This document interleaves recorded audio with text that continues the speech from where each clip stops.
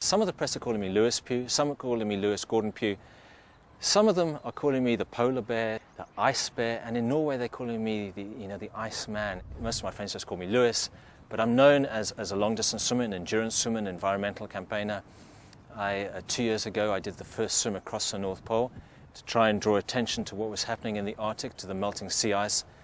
You shouldn't be able to do a swim across the North Pole, and I went there to really do a symbolic swim to try and get world leaders to understand how the sea ice was melting in the Arctic. I've been swimming for 23 years, and now this is the first time I've been doing any form of mountaineering. I mean, I spend most of my time in water, underwater, in the sea, in lakes, in rivers. But I'll tell you something, mountains are fantastic.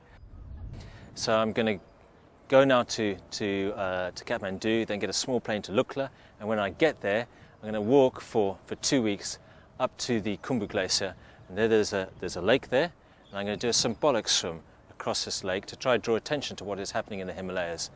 They are such a vital mountain chain. They provide water to over 1 billion people in India, China, Pakistan, Bangladesh, and those glaciers are slowly retreating with climate change.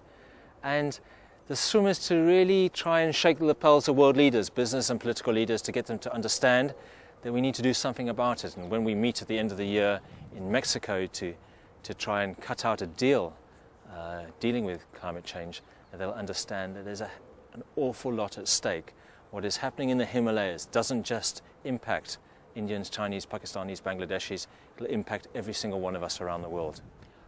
We can't stop climate change 10 years from now. We've got to enact legislation right now to cut our carbon emissions.